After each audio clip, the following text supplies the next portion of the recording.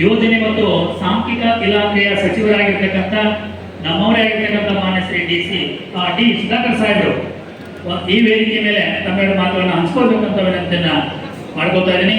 ಅವರು ಮುಂದಿನ ಕಾರ್ಯಕ್ರಮಕ್ಕಾಗಿ ಹೋಗಬೇಕಾಗಿದೆ, ದಯವಿಟ್ಟು ಮಾತಾಡಬೇಕಾಗಿ ವಿನಂತಿಯನ್ನ ಮಾಡ್ಕೊಳ್ತಾ ಇದ್ದೀನಿ.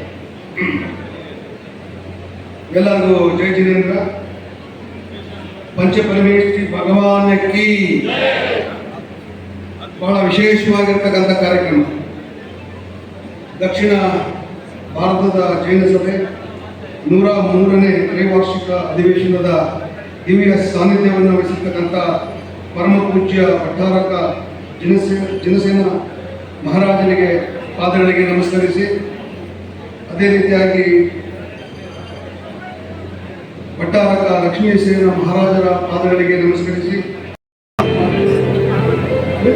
ದಯವಿಟ್ಟು ಆಗಮನದ ಎಲ್ಲರೂ ಚಪ್ಪಾಳೆ ಕೊಟ್ಟು ಮತ್ತಷ್ಟು ಶುಭವನ್ನು ಕೊಡಬೇಕು. ಮಾನ್ಯರಿಂದ ಸಮಾಜಮುಖಿ ಕೆಲಸಗಳಿಗೆ ಸ್ಪಷ್ಟವಾಗಿ ಹೇಳಿದರೆ ಮುಂದಿನ ಬಡ್ಜೆಟ್ಟಲ್ಲಿ ಜೈನ ನಿಗಮವನ್ನು ಸ್ಥಾಪನೆ ಮಾಡ್ತೇವೆ ಅನ್ನೋ ಮಾತನ್ನು ಕೂಡ ಈಗಾಗಲೇ ವಿಧಾನಸಭೆಯಲ್ಲಿ ಘೋಷಣೆ ಮಾಡಿದ್ದಾರೆ. ಬರ್ತಕ್ಕಂಥ